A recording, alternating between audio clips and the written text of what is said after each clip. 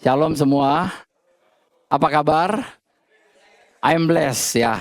Saya diberkati, Bapak Ibu juga diberkati, amin ya. Kita masih dalam tema besar kita, yaitu tentang identitas baru kita dalam Kristus. Dan kalau Bapak Ibu perhatikan, di belakang kita ada background yang baru ya. Baru beberapa minggu ini kita punya background yang baru ini. Ini tentang anggur ya, ada pokok anggurnya, ada daunnya yang hijau, ada cabang-cabangnya, ada buahnya yang lebat. Ya, haleluya, puji Tuhan. Dan hari ini saya juga akan sampaikan tentang identitas ranting, karena kita adalah ranting-rantingnya ya, puji Tuhan. Jadi saya tahu ini nggak satu kebetulan, ini di dalam hati saya. Saya cuma bisa share kepada para leaders juga dan kita semua di sini. Saya bisa melihat bahwa orang-orang itu kalau terkoneksi dengan Tuhan langsung, terkoneksi dengan pokok anggur ini, dia pasti akan berbuah. Amin ya, puji Tuhan. Jadi ini yang saya dapatkan, dan kalau Bapak Ibu juga perhatikan, mungkin ada yang take it for granted ya. Tapi dari sejak awal, di awal tahun ini saya ada sempat bagikan satu kertas ya. Di situ juga ada gambar anggur. Ada anggurnya di situ. Jadi ini saya nggak tahu, tapi ini kayaknya nyambung ya. Itu bukan secara kebetulan sih, saya nggak berpikir secara on purpose, ya saya mau pakai gambar anggur enggak. Tapi tiba-tiba aja ya ada ide mau bikin begitu, kita bikin, dan kemudian waktu mau ganti kita punya background, saya tanya ke leaders, ya akhirnya ya saya dapatkan ini, saya propose dan mereka setuju. Jadi kita buat background yang bagus ini. Puji Tuhan. Dan ini hari ini matching dengan baju saya. Puji Tuhan. Ya, ya. Jadi kelihatan tambah ganteng ya. Haleluya. Ya Bapak Ibu boleh bilang dong ke kiri ke kanan. Cari sesuatu yang bagus dari temanmu kiri kanan dan puji aja. Nggak apa-apa ya. Nggak ada salahnya ya. Ya. Puji Tuhan. Aduh. Wajah kamu bercahaya hari ini, glowing, puji Tuhan ya, haleluya. Kamu kayaknya luar biasa hari ini ya, puji Tuhan. Ya sebut dengan hati yang tulus, ya jangan dengan kamu percaya banget hari ini. Kayaknya nggak gimana gitu. Oke, jadi saya dapat hal ini tentang dari berbulan-bulan yang lalu saya merenungkan dari Yohanes 15. Ini ayat yang luar biasa sekali. Saya mau ajak Bapak Ibu untuk belajar hari ini. Mulai dari Yohanes 15 ayat 1. Yohanes 15 ayat 1 berkata begini. Akulah pokok anggur yang benar dan Bapakkulah pengusahanya. Ya, ini adalah satu pernyataan Yesus yang sangat kuat. Ini pernyataan dia waktu sebelum dia, malam sebelum dia disalibkan ya. Dia berkata seperti ini, dan ini satu pernyataan yang kuat. Nah kita tahu dalam perjanjian lama kalau kita belajar soal anggur, kebun anggur itu menggambarkan orang Israel, bangsa Israel ya. Secara fisik ya. Kalau Bapak Ibu belajar di dalam Yesaya 5 itu ayat 1 sampai 7 saya nggak tampilin di sini, tapi di situ tentang ada nyanyian tentang kebun anggur. Itu nyanyian tentang bangsa Israel. Tetapi bangsa Israel itu gagal berbuah sebagaimana yang Tuhan mau. Ya, di Yesaya 5 ini adalah satu peringatan, satu cermin bahwa itu Tuhan sudah menyediakan segala sesuatu buat kita. Dia sediakan firman, dia berikan Roh Kudus, dia berikan segala sesuatu, segala berkat rohani dalam kerajaan surga. Amin ya. Jadi, tetapi ada orang-orang yang menolak. Nah, ini bukan Tuhan yang gagal, tetapi karena orang-orang yang menolak. Yang menolak kasih karunia-Nya, jadi mereka yang tidak menerima. Nah, puji Tuhan karena dalam Kristus kita ada dalam satu perlindungan Tuhan. Amin ya. Ada dalam berkat. Nah, Yesus sekarang menyatakan akulah pokok anggur yang benar. Akulah pokok anggur. Jadi dia menggantikan satu bangsa Israel, dia menggenapi, dia katakan dia adalah sumber kehidupan sejati satu-satunya. Amin ya. Di sini Yesus mengatakan akulah. Kalau Bapak Ibu belajar bahasa aslinya, itu dari bahasa Yunani dikatakan, di sini saya catat, ego emi. Ya, ego emi. Ego eimi ini sama seperti dia katakan akulah aku. Ya ini mengingatkan pada Keluaran ya. Di kitab Keluaran itu waktu Tuhan mengatakan bahwa akulah aku. Waktu Musa bertanya, Tuhan siapa engkau? Dan Musa katakan, dan Tuhan berkata bahwa akulah aku. Ya, di sini dikatakan ego eimi. Ya, sama seperti di Yohanes 6 ayat 35. Kalau Bapak Ibu belajar, waktu Yesus katakan bahwa akulah roti hidup, dia katakan ego eimi roti hidup. Ya. Di Yohanes 8 ayat 58 juga Yesus berkata sebelum Abraham ada, aku adalah aku. Aku adalah. Ya, kalau ini nggak bisa diterjemahkan secara harafiah dalam bahasa Indonesia. Jadi saya cuma bisa bilang aku adalah apa? Adalah aku. Aku menjadi aku gitu loh. Ya. Jadi kalau orang bilang bahwa Tuhan tidak pernah bilang bahwa dia adalah Tuhan, sebenarnya berkali-kali dia katakan aku adalah aku. Aku adalah Tuhan. Jadi dia bilang akulah aku roti hidup, akulah aku sebelum Abraham ada, aku adalah aku. Ya. Dan pada saat Yesus waktu mau ditangkap, di malam waktu dia mau ditangkap, waktu prajurit-prajurit datang bersama dengan Yudas Iskariot, ya, mereka bilang mana Yesus orang Nazaret itu. Yesus bilang begini, ego eimi. Dia juga bilang aku adalah aku. Dan pada saat itu prajurit itu mundur dan tersungkur.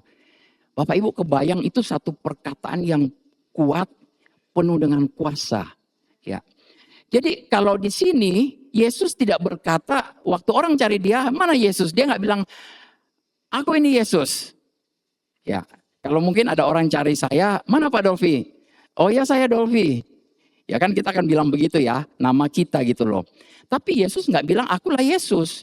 Dia nggak bilang aku adalah utusan Allah, enggak.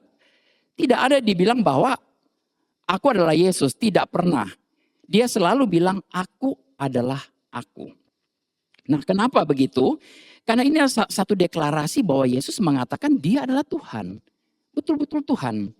Ya, jadi kalau ayat ini harusnya diterjemahkan akulah pokok anggur yang benar, akulah Tuhan pokok anggur yang benar. Amin. Puji Tuhan. Jadi ada pokok anggur yang benar. Benar di sini berarti asli, sejati, murni ya. Ya, bukan yang palsu. Nah, kalau ada yang asli berarti ada yang palsu, ada yang nggak benar. Nah, ini yang nggak benar ini sebenarnya Yesus sementara menunjukkan bahwa lewat Yesus itu ada langsung hubungan dengan Bapa. Tapi ada yang pokok anggur yang tidak benar, yang palsu, yang dia katakan di sini kalau kita baca di sini, siapa pokok anggur yang palsu itu? Pertama itu adalah sistem keagamaan Yahudi yang tanpa Kristus. Ya kita tahu sampai sekarang pun banyak orang yang di sana yang tidak percaya kepada Yesus. Mereka tidak percaya bahwa dia adalah Mesias. Dia adalah Allah. Ya jadi ini adalah sistem agama Yahudi yang tanpa Kristus. Mereka masih mempertahankan sampai sekarang hukum Taurat. Masih mempertahankan bait Allah dan segala ritualnya. Tetapi mereka menolak sang Mesias. Ya. Nah apa yang terjadi? Mereka itu seakan-akan berakar tetapi tidak berbuah. Tidak menghasilkan buah. Ini menggambarkan hidup agamawi. Orang Kristen juga bisa hidup seperti ini. Ya. Bisa berakar, bertumbuh, punya daun ya, tetapi tidak berbuah. Ini orang-orang yang agamawi. Nah, waktu itu Yesus katakan di dalam Yohanes 8 ayat 39, boleh next. Yohanes 8 ayat 39.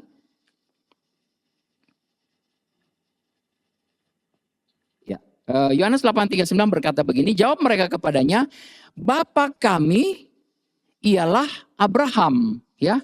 Bapa kami ialah Abraham, kata Yesus kepada mereka. Jikalau sekiranya kamu anak-anak Abraham, tentulah kamu mengerjakan pekerjaan yang dikerjakan oleh Abraham. Tetapi di Yohanes 8 ayat 39 sampai 44 ini Yesus kemudian menjelaskan kepada orang-orang Farisi bahwa Bapa kamu adalah siapa? Iblis. Iblis. Ya, kalau orang Manado ada seorang guru bilang, "Anak-anak, eh, kita melawan siapa? I." Anak-anak bilang, "Iblis," tapi ibunya bilang, "Ebles," katanya. Karena ibunya orang Jawa. Ya, jadi di sini Yesus mengatakan bahwa bapak dari orang Israel ini, dari orang Farisi ini adalah iblis. Kenapa? Karena pembohong. Ya, jadi setiap bentuk keagamaan atau identitas rohani yang palsu itu adalah pokok anggur yang nggak benar, yang palsu. Ya, jadi siapapun yang mengandalkan performa agama, ya satu tradisi atau status, tapi tidak tinggal dalam Kristus, dia itu adalah pokok anggur yang tidak benar, yang palsu. Ya, jadi kita boleh introspeksi diri kita ketika kita melayani, ketika kita melakukan segala sesuatu, kita lakukan ini karena Kristus, untuk Kristus, atau karena kita untuk kita, atau untuk siapa? Ya, apapun yang kita lakukan. Ya biasanya orang kalau sudah ada di gereja kayaknya kudus-kudus semua ya. Kelihatan gitu loh. Dari mukanya aja waduh kelihatan banget kudus sekali ini semua. Begitu di luar, aduh ya tetap kudus. Amin. Amin ya. Tetap kudus dong. Haleluya. Ya amin ya. Jadi kita perlu lihat bahwa ya banyak sekali termasuk gereja atau orang-orang yang mengaku percaya tapi hidupnya tidak terhubung pada Kristus. Nah kalau bukan pokok anggur yang benar, bukan Yesus, maka itu adalah pokok anggur yang lain, yaitu bagian dari kerajaan iblis. Bagian dari kerajaan yang membawa kepada kematian. Ya jadi ngeri ya, ngeri banget ya sebenarnya ya. Ya memang mengerikan. Tapi hubungan pribadi dengan Kristus adalah sumber kehidupan rohani yang sejati. Ya kalau kita terhubung dengan Kristus, kita tahu bahwa kita terkoneksi dengan sumbernya. Tapi pertanyaannya kenapa banyak anak Tuhan malah merasa ada yang depresi dan lain sebagainya. Sekali lagi saya bilang karena orang-orang tidak menyadari. Kadang-kadang perlu disadari, perlu digoyang-goyang bahwa hey pokok anggurmu itu adalah Yesus. Bukan karena kekuatan dirimu sendiri. Amin. Bapak Ibu boleh lihat ke kiri, ke kanan ya. Nggak perlu goyang temannya, tapi bilang pokok anggurmu adalah Yesus ya. Pokok anggurmu adalah Yesus. Ya.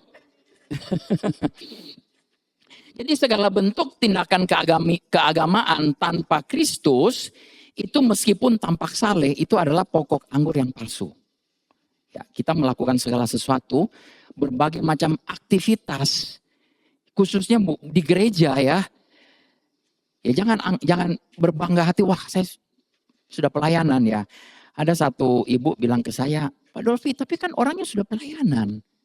Tapi kok dia bisa begitu ya? Ya, saya bilang itu aktivitas kedagingan saja. Ya. Bukan berasal dari apa yang Tuhan mau dia lakukan dan kemudian keluar dia tahu itu untuk Tuhan, ya. Jadi segala sesuatu yang tidak bersumber dari Kristus tidak membawa hidup, ya. Hanya kematian yang dibungkus dalam bentuk rohani. Sayang banget. Kelihatan rohani tetapi sebenarnya mati di dalamnya. Nah, dunia sementara banyak menawarkan pokok anggur yang palsu ini. Ya dengan berbagai macam aktivitas dan lain sebagainya ya. Nah, bukan maksud saya Bapak Ibu tidak perlu beraktivitas, bekerja, tidak. Tetapi begini loh. Kita perlu waktu-waktu khusus untuk bisa terkoneksi dengan Tuhan.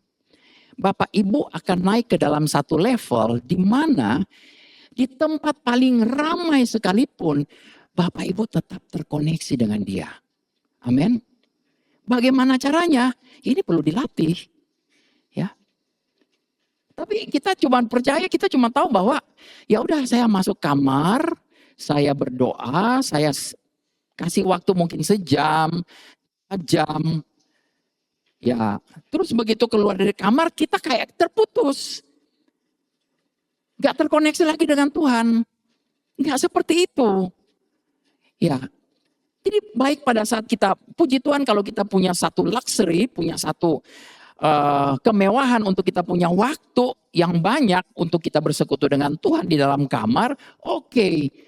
Tetapi maksudnya pada saat Bapak Ibu keluar kamar, selesai berdoa, bukan berarti selesai. Terputus, enggak. Ini kita selalu terkoneksi, terhubung. Jadi dalam segala aktivitas buat ibu-ibu yang mungkin mau siapin makanan buat anak-anaknya, atau ya mungkin bapak-bapak yang lagi siap mau pergi bekerja, ya tetap terkoneksi dengan dia. Amin. Ya, bukan berarti oke, Tuhan renungan 15 menit udah selesai, udah cukup, that's it. No. Kalau hanya cuma renungan 15 menit terus kemudian kita keluar terus kita bilang oke, yang penting saya sudah puas dengan 15 menit itu. Itu Bapak Ibu sementara memutuskan hubungan. Padahal seharusnya kita ini terus terkoneksi, terhubung. Amin ya. Ya. Supaya nutrisinya itu tetap mengalir. Ya, kita harus tetap terus-menerus menerima. Jadi dalam satu situasi, keadaan, kondisi apapun, ketika kita sesibuk apapun, kita masih bisa terkoneksi dengan Bapak dan kita bisa ngobrol. Bapak ini gimana ya? Ini saya lagi menghadapi ini. Tuhan gimana ya? Lagi nyetir. Bapak jalan kiri atau jalan kanan ya? Yang mana? Google Map bilang ambil ke kanan. Kiri macet banget. Tapi kalau saudara dapat impresi yang luar biasa, saya pernah dapat impresi kayak gitu. Ya saya sedikit melawan Google Map. Dan apa yang terjadi? Ya saya malah lebih lancar jalannya. Ya, jangan terlalu percaya ya dengan yang gitu. Ya, ada seorang bapak dan ibu di sini yang dituntun ke Google Map dan tiba-tiba ada jurang di depannya. Ya, hampir masuk jurang loh. Untung ibunya peka sama Roh Kudus ya. Ibunya bilang stop dulu. Dia mau keluar, begitu dia keluar dia lihat, ya ampun. Ini jalannya kan nanjak begini. Jurang udah, jalannya terputus. Google nggak ngomong kalau jalannya udah terputus. Tapi Roh Kudus ngomong. Amin, haleluya. Kasih tahu hal itu. Puji Tuhan ya. Jadi kita tahu bahwa kita terkoneksi dengan Tuhan terus menerus dalam setiap waktu, dalam setiap saat. Amin. Saat Bapak Ibu di kamar mandi, puji Tuhan, terima kasih Tuhan. Aku sehat, aku masih bisa mandi dengan segar, haleluya, aku harum. Ya, kita mengucap syukur senantiasa. Nah, di sini dikatakan Bapakulah pengusahanya. Bapa yang menjadi pengusaha. Jadi Allah Bapa digambarkan sebagai petani yang penuh kasih, yang merawat, yang membersihkan dan memangkas ranting-ranting itu supaya apa? Berbuah lebat. Nah, banyak kita salah persepsi tentang hal memangkas atau proses pembersihan. Ya, saya pernah dengar ada yang bilang begini, aduh proses dari Tuhan itu sakit loh. Bapak Ibu belum pernah rasa sih kalau Tuhan proses. Saya bilang mana ada dalam Alkitab Tuhan tulis begitu ya. Gak ada Tuhan tulis prosesku itu sakit, menyakitkan gitu loh. Gak ada ayat firman Tuhan begitu.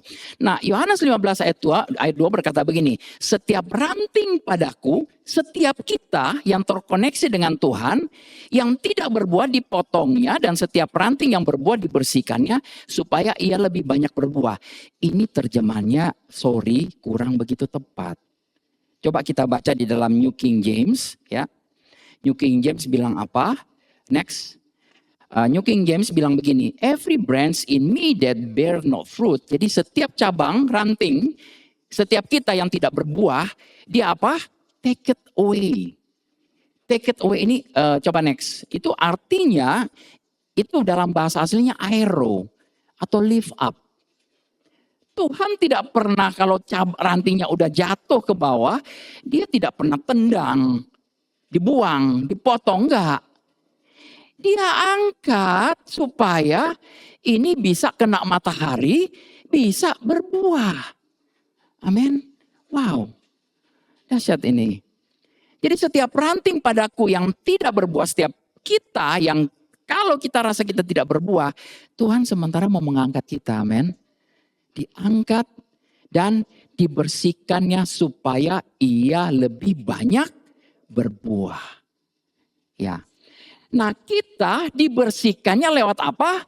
Firman. Bukan lewat masalah. bukan lewat persoalan. Kalau Bapak Ibu bilang, ya saya dibersihkan lewat masalah, lewat persoalan, ya ini salah persepsi.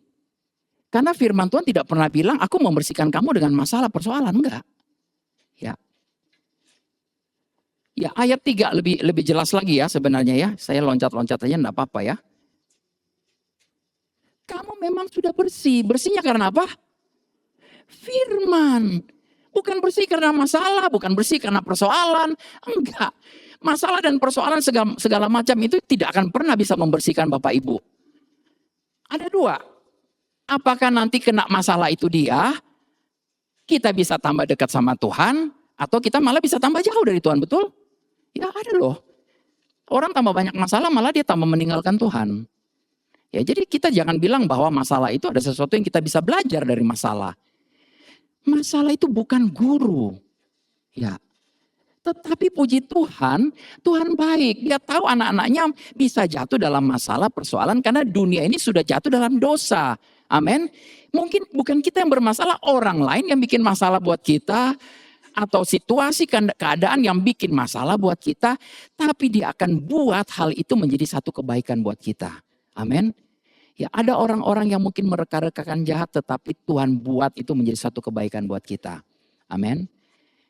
Ya puji Tuhan. Nah apa arti dibersihkan atau dipangkas? Bahasa Inggrisnya itu kan prune ya. Diprune, dipangkas gitu loh. Dibersihkan. Jadi kadang-kadang ranting itu banyak dilibat-libat macam-macam dibersihin. Supaya dia betul-betul berbuahnya lebat. Nah mungkin karena di Indonesia kita tidak punya kebun anggur ya. Tapi kalau Bapak Ibu bisa lihat di YouTube, ya bisa lihat bagaimana cara petani-petani anggur itu dia betul-betul membersihkan. Ya. Nah kita tahu sekali lagi cara Tuhan membersihkan kita lewat apa? Firman. Dan dia berbicara dengan lembut. Setiap firman yang dia perkatakan itu lembut. Ya. Bukan untuk menghancurkan kita. Masalah persoalan itu kadang-kadang bisa menghancurkan. Ya. Tapi firman tidak pernah mau menghancurkan Bapak Ibu. Amin. Ya. Jadi ini Tuhan tidak pernah memproses kita melalui mengizinkan penderitaan, sakit penyakit, kematian, kemiskinan atau tragedi yang umumnya kita percaya wah itu bisa memurnikan kita, bisa membersihkan kita agar kita bisa menjadi lebih berbuah kita pikir. Tapi semua itu nggak sesuai dengan kebenaran firman Tuhan ya. Ya bahkan tidak konsisten dengan Yohanes 15 ini dia. Nah kata dibersihkan di sini dalam Yohanes 15 ayat 2 itu berasal dari kata katairo atau katairos, itu berarti membersihkan atau menyucikan. Sekali lagi bukan untuk melukai. Tidak ada satupun dari firman yang akan melukai kita. Ya. Tadi ayat 3 ini sudah katakan kamu memang sudah bersih. Amin. Bapak Ibu sudah bersih? Karena apa? Firman. Boleh bilang kiri kanan, kamu bersih karena firman. Yes. Karena firman. Ya. You are clean, you are already clean. Bahasa Inggrisnya bilang already. Already artinya apa? Sudah selesai, sudah dibersihkan. Nggak perlu dibersihkan, nggak perlu dicuci-cuci lagi. Sampai kapan Bapak Ibu mau dicuci dosanya? Ya, sudah dibersihkan karena firman. Ya. Jadi tidak najis karena firman ya. Firman Tuhanlah yang mengkoreksi kita, yang menegur, yang melatih kita dalam kebenaran. Ayat berikut di dalam 2 Timotius 3 ayat 16 sampai 17 berkata, segala tulisan yang diilhamkan Allah, semua apa yang dalam Alkitab kita, di Bible kita ini, ya memang bermanfaat untuk apa? Mengajar. Untuk apa lagi? Menyatakan kesalahan. Untuk apa? Memperbaiki kelakuan. Dan untuk apa? Mendidik orang dalam kebenaran. Dengan demikian tiap-tiap manusia kepunyaan Allah diperlengkapi untuk setiap perbuatan baik. Puji Tuhan ya. Jadi Bapak Ibu, Tuhan tidak perlu bekerja sama dengan iblis untuk mengajar kita, mendidik kita. Amin. Dia punya semua tulisan yang diilhamkan. Segala ayat-ayat dalam Alkitab ini adalah untuk apa? Mengajar kita. Kita nggak perlu dikasih tahu kok kalau kita salah. Kita sudah tahu bahwa kita salah. Karena kita punya firman. Amin. Makanya kita bisa cepat-cepat balik. Ya bahaya sekali kalau orang yang nggak punya firman. Dia nggak akan tahu salahnya. Jadi harus dikasih firman. Dikasih tahu. Untuk apa? Memperbaiki kelakuan. Kita berusaha untuk ngomong jangan begini, jangan begitu nak. Jangan merokok, jangan ngapain gitu loh. Nggak bisa. Yang bisa memperbaiki kelakuan adalah firman. Ya. Saya suka bilang kalau kita bikin aturan-aturan, kamu jangan begini, jangan begitu. Orang paling suka menentang aturan. Selalu dikasih tulisan di sebelah kanan bilang jangan nengok ke kiri. Langsung pengen lihat ke kiri. Ada lubang di tengah jalan, ada satu box, ada lubang. Ditulis itu jangan ngintip. Ada aja orang pengen ngintip. Ya ada disembur pakai tepung. Seorangnya marah-marah. Ya Bapak Ibu pernah lihat video gitu? Ya, orang curious, pengen tahu dan pengennya itu dia apa? Menentang hal-hal kayak gitu. Semakin dibilang jangan merokok, kepengen ngerokok orangnya di situ. Ya, kalau kita mau bilang jangan, ya semua malah pengen. Nah, jadi untuk memperbaiki kelakuan orang hanya perlu apa? Firman. Kita hanya perlu kasih tahu firman. Tuhan sangat mengasihi engkau. Tuhan menyayangi engkau. Engkau anak yang baik. Engkau pemuda yang baik. Engkau istri yang bijaksana. Engkau suami yang baik hati. Ya, kita nyatakan identitas orang-orang tersebut dalam Kristus. Nyatakan kebenaran, nyatakan firman Tuhan. Deklarasikan kepada orang-orang. Amin. Itulah yang akan memperbaiki kelakuan. Dan untuk mendidik orang dalam kebenaran. Ya. Jadi kalau bisa jujur kita sih boleh dibilang saya nggak bisa lagi ngomong, oh ada sesuatu yang saya pelajari dari masalah ini. Mungkin beberapa dari kita sering ngomong, ya lewat masalah ini saya nangkep ada sesuatu yang bisa saya pelajarin. Bapak Ibu saya berusaha untuk berhati-hati ngomong ini. Karena saya juga masih suka ngomong begitu. Tetapi masalah persoalan dan lain sebagainya itu bukan guru. Ya, sekali lagi kita nggak bisa belajar apa-apa dari mereka. Yang kita perlu belajar adalah dari firman. Guru kita adalah Roh Kudus. Mungkin kita menghadapi sesuatu dan kita bisa bilang, Tuhan, Roh Kudus, Engkau ajar aku. Untuk apa yang aku bisa atasin untuk hal ini? Ya, bukan hal ini yang akan mengajar saya, tetapi Roh Kudus, firman-Nya yang akan mengajar kita. Memberitahu bagaimana menghadapi ini. Bagaimana supaya ke depan saya tidak perlu lagi menghadapi kayak begini. Amin.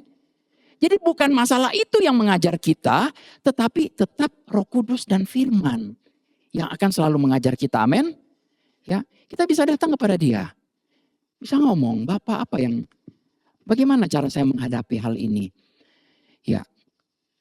Jadi mungkin kita selalu bilang, ya saya sudah belajar hal ini. Ya saya bilang keledai tidak akan jatuh pada lubang yang sama di 2 kali. Itu keledai. Ya Bapak Ibu bukan keledai kan? Mau jatuh di lubang yang sama? Enggak ya. Jadi kita perlu minta Roh Kudus, minta arahan Dia untuk kita bisa mulai belajar dari Dia. Untuk segala sesuatu. Termasuk kalau ada masalah dan persoalan di depan kita. Belajarnya dari siapa? Roh Kudus. Dari firman. Untuk masalah ini firmannya apa ya? Banyak orang datang ke saya, Pak Dolvin saya punya masalah ini dan itu. Ketika saya tanya ada firman Tuhan apa untuk kalian hadapi masalah ini? Apa ya? Nggak tahu. Ya kalau nggak tahu oke. Saya punya satu firman Tuhan. Saya mau kasih tahu kamu ini firman Tuhannya. Mau nggak kamu renungkan? Mau nggak kamu ikutin dulu firman ini? Ya. Oh oke ya. Begitu seminggu kemudian datang ditanya lagi gimana? Ya nggak berhasil. Ya kamu ada renungkan nggak firman? Ya enggak. Ya iya. Ya nggak akan berbuah. Saya bilang kalau firman sudah datang kepada kita, sudah dapat, artinya kita perlu apa? Renungkan saja. Dengar saja. Mulai mengimajinasikan, mulai menggumamkan firman-Nya itu, dan itu yang akan membuat berhasil. Ya, bukan segala macam tetek bengket dan lain-lain. Itu yang akan membuat kita berhikmat, itu yang akan membuat kita menemukan jalan keluar. Apa susahnya ya? Tapi banyak yang susah. Banyak yang susah. Untuk merenungkan firman, ya usaha kita satu-satunya saya bilang, kehidupan kekristenan kita, sisa kehidupan orang Kristen ini hanyalah untuk merubah pikiran kita dengan kebenaran. Mulai rubah dengan kebenaran. Ini usaha kita, perlu usaha Bapak Ibu. Ya. Tapi usahanya puji Tuhan, kita nggak terlalu perlu berusaha sih di sini. Ya. Setiap pagi kita punya BBL. Haleluya, amin. Ya Pak Dolfi, saya harus berusaha bangun pagi. Ya ampun, oke lah berusaha. Tapi ada rekamannya. Masa masih mau bilang, wah saya gak ada waktu untuk denger ini. Itu namanya alasan. Banyak alasan. Ya, kan ada rekamannya. Kalau gak bisa bangun pagi ya oke lah, dengar rekamannya. Ya, puji Tuhan, tiap Rabu malam ada gitu loh. Hari Minggu di sini puji Tuhan. Begitu keluar nanti ada fellowship. Kita bisa ngobrol.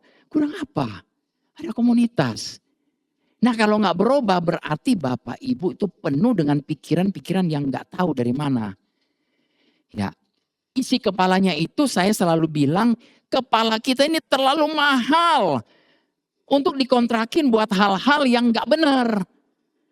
Mahal banget Bapak Ibu. Ini nggak bisa dibayar dengan jutaan dolar. Ya, isilah dengan kebenaran, dengan firman Tuhan. Jangan isi dengan macam-macam. Ya puji Tuhan ya. Ya Bapak Ibu kalau kena masalah, kasih karunia Tuhan cukup bagi kita. Amin. Itu aja saya mau bilang. Cukup bagi kita untuk kita bisa menghadapinya dan kita bisa belajar dari Roh Kudus untuk mulai meresponinya. Bukan belajar dari masalahnya. Kita belajar tetap dari Roh Kudus, dari firman untuk mulai meresponinya. Bagaimana caranya? Ya, Tuhan tidak membutuhkan situasi yang sulit untuk mengubah kita. Bukan situasi yang sulit yang akan mengubah kita. Kadang-kadang situasi yang sulit malah membuat kita makin terpuruk. Ya. Dia telah menyediakan firman, dia telah menyediakan Roh Kudusnya untuk membentuk hidup kita. Ya, segala tulisan yang diilhamkan Allah memang bermanfaat untuk apa? Mengajar, menyatakan kesalahan, memperbaiki kelakuan. Ada kelakuan yang nggak benar di sini, hanya perlu firman. Ya. Ada orang yang nggak tahu kebenaran, ya didik orang dalam kebenaran dengan firman. Ya. Di tengah dunia yang sudah situasi yang sudah rusak, sudah jatuh seperti ini, ya kita banyak sekali masalah, ya. Dan kita nggak bisa bilang bahwa kita belajar dari masalah itu. Kita perlu datang ke Roh Kudus untuk bagaimana caranya kita bisa meresponi hal ini, ya. Guru saya Andrew Wommack bilang, we don't have to learn from hard knocks.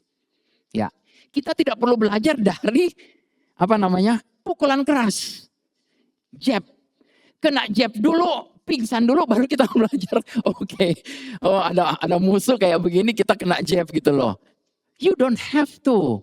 Kita nggak perlu belajar dari hard knocks. Amin. Ya. Ya kalau kita salah mengira bahwa penderitaan adalah alat dari Tuhan untuk membuat kita lebih rohani, kita akan menerima tragedi sebagai kehendaknya. Ini Bapak Ibu akan sangat menyedihkan kehidupan orang Kristen yang seperti ini.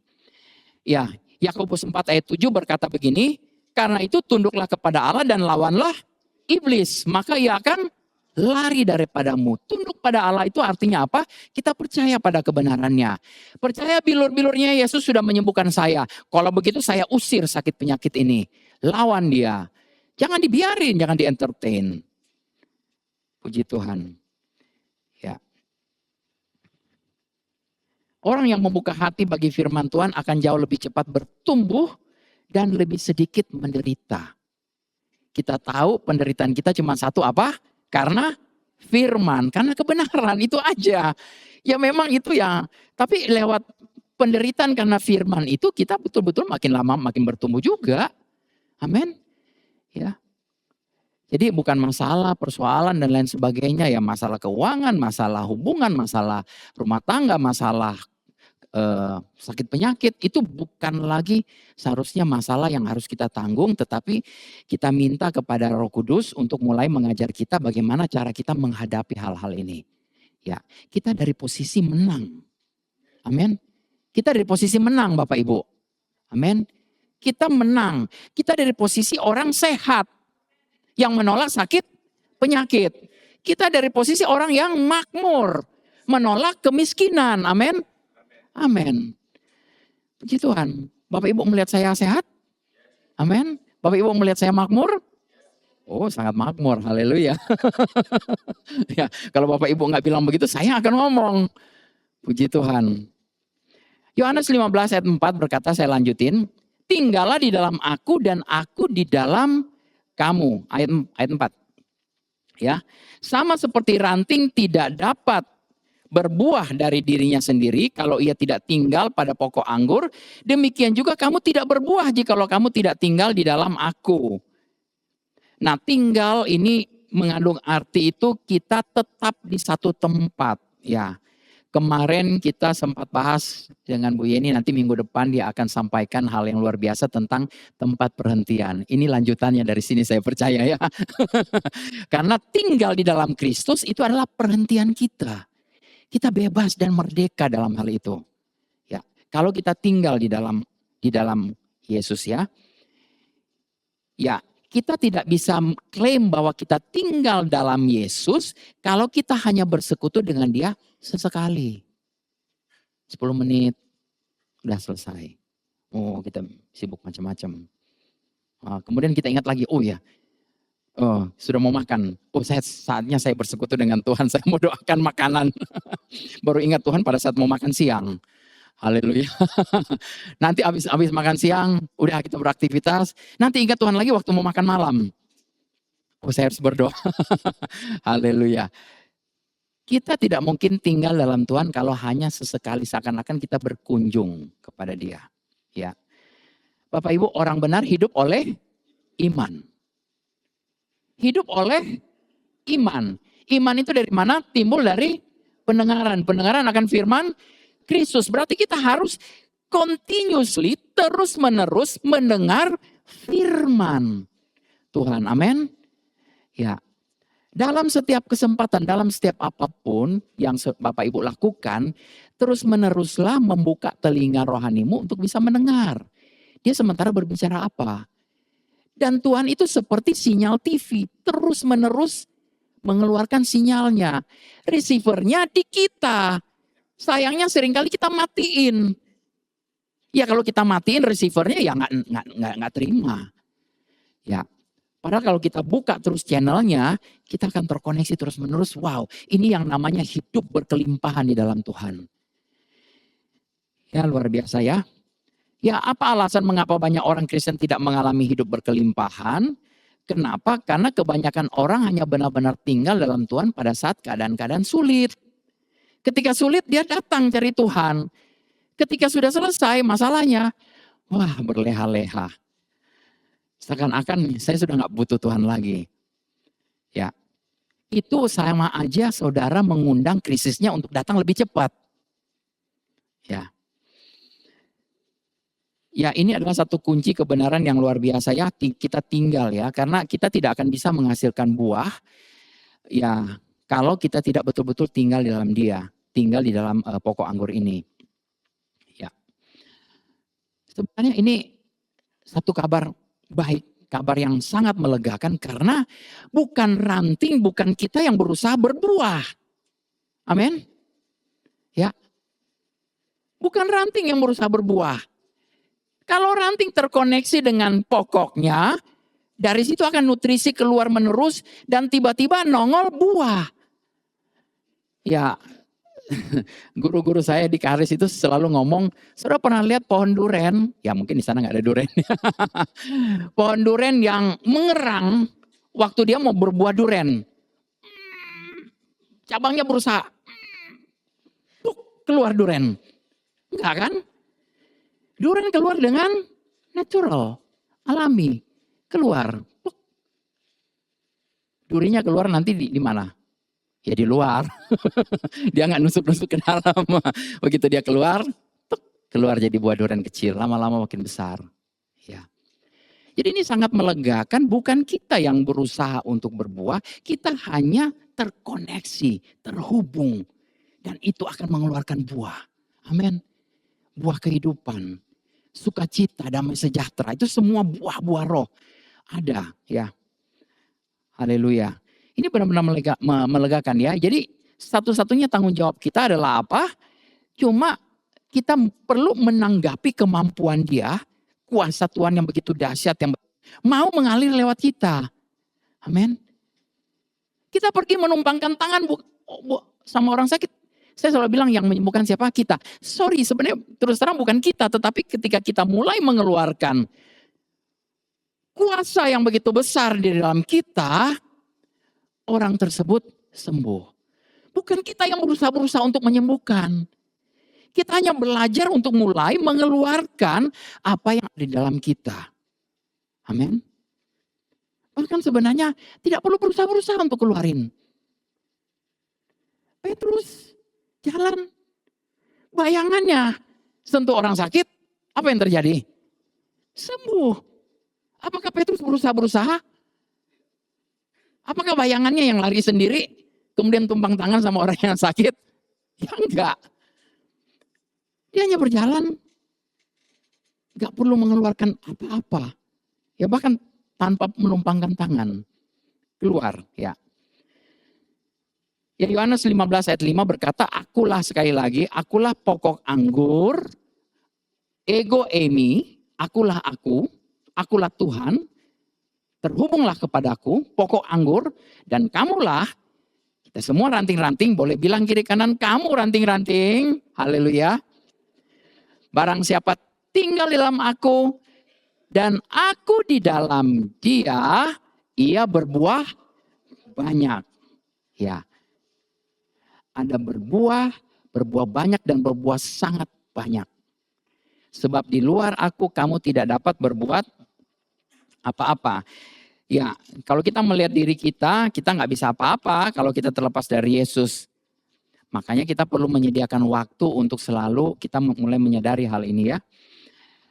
Bapak Ibu, semakin banyak tuntutan dalam hidup kita, semakin kita perlu tinggal dalam Tuhan. Ya tinggal dalam Tuhan itu memang menuntut satu keintiman yang tidak bisa dicapai kalau kita tidak berusaha untuk mulai menyadari hal ini. Saya selalu bilang kalau Bapak Ibu punya satu kemewahan, punya waktu khusus, jam-jam khusus, silakan. Tapi di luar itu bukan berarti Bapak Ibu tidak punya waktu. Selalu terkoneksi ya. Kita harus belajar bersekutu dengan Tuhan kapan saja di tengah aktivitas kita sehari-hari. Ya. Saat saudara lagi mengetik, puji Tuhan, terima kasih Tuhan. Aku bisa mengetik ya. Tuhan lagi bawa motor, makasih Tuhan. Puji Tuhan. Terhubung, terkoneksi. Lagi ada orang salib di depan, puji Tuhan. Aku gak ngomel-ngomel lagi. Haleluya. Terima kasih Tuhan. Puji Tuhan. Ya. Kita mulai dibersihkan oleh firman. Ya, yang lama-lama itu sudah berlalu. Amin. Amin. Puji Tuhan. Jadi kita bersekutu. Jadi Tuhan tidak menghendaki kita terus-menerus bersemedi, Bapak Ibu ya. Kita tidak perlu tinggal di gunung, bertapa. Ya, tapi kita perlu membawa setiap pikiran kita itu untuk tunduk kepada Dia. Ya, itu dikatakan dalam 2 Korintus 10 ayat 3 sampai 5, Bapak Ibu tidak perlu baca, tulis aja ya. Kita perlu tunduk pada pikiran kita pada Kristus dalam keadaan apapun. Saat kita lagi menghadapi tekanan, lagi meeting, lagi apa, lagi gimana gitu loh. Tetaplah terkoneksi. Dan itu damai sejahtera itu akan menuntun kita mengalir. Kita gak akan panik. Tidak akan perlu panik. Ya. Jadi sama seperti ranting tidak bisa hanya tinggal di pokok anggur selama 15 menit saja. Demikian juga kita tidak bisa menganggap bahwa renungan singkat 15 menit sama dengan tinggal di dalam pokok anggur. Ya, kita tidak bisa sekedar mengunjungi Tuhan sesekali, ya. Perlu bergantung kepada Dia terus-menerus di dalam setiap waktu, ya. Nah, Yohanes 15 ayat 6 lanjut. Barang siapa tidak tinggal di dalam aku, ia dibuang ke seperti ranting dan menjadi kering. Sekali lagi Tuhan tidak pernah membuang-buang kita sebenarnya. Baca versi yang bahasa Inggris. Next. Ya, ayatnya bilang apa? Dalam versi NIV bilang begini, if anyone does not remain in me, he is like a branch that is thrown away.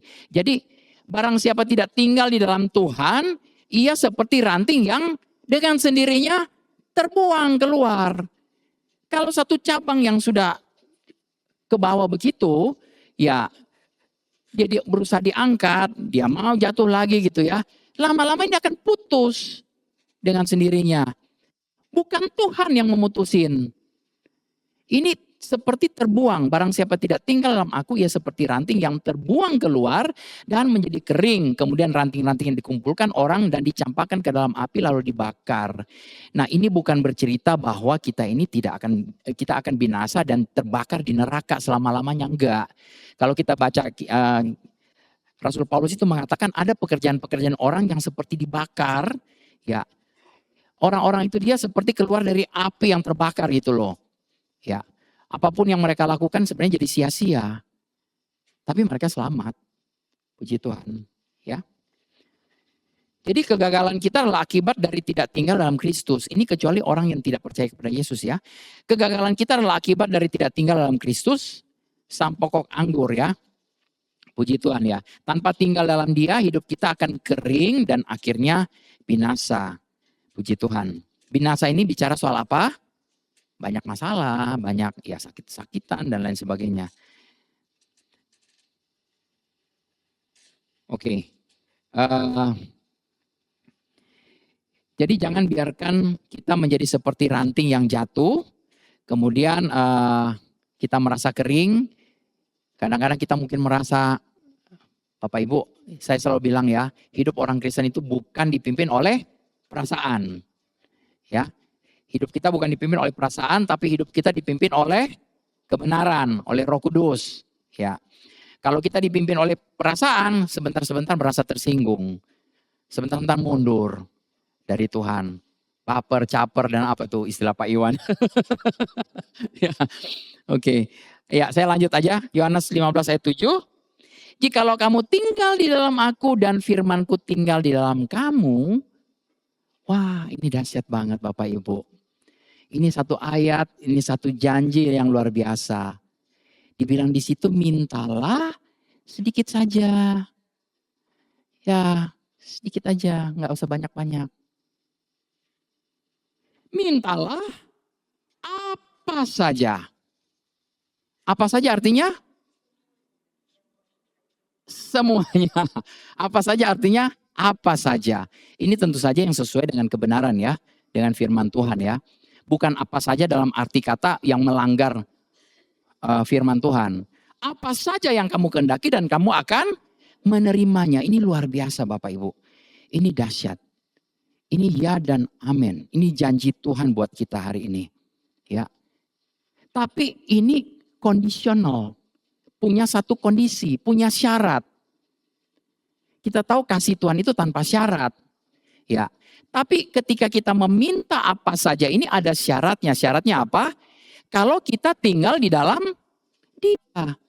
Firman-Nya tinggal di dalam kita. Kalau firman-Nya tidak tinggal dalam kita, itu ibaratnya petani yang nggak pernah nanam, mengharapkan ada hasilnya. Petani apa namanya itu? Petani yang gila, yang sinting. Ya, nggak nanam tapi berharap sesuatu. Ya, kita perlu nabur, perlu ada firman yang ditabur dan firman itu yang akan menghasilkan. Dan itu kita bisa minta apa saja yang kita kehendaki. Amin ya. Jikalau kita tinggal di dalam Dia. Nah, Bapak Ibu, hari ini saya akan mengajak lagi Bapak Ibu untuk mulai mempercayai apa yang Tuhan ingin Tuhan kerjakan dalam hidup kita untuk 12 bulan ke depan. Saya boleh minta itu kertasnya dibagikan, ya. Di Januari saya sempat bagikan kertas ini. Ada beberapa mungkin yang sudah pernah menulisnya. Sekarang kemarin saya merenungkan hal ini, saya pikir ada baiknya untuk saya bagikan kembali buat Bapak Ibu semua. Ya.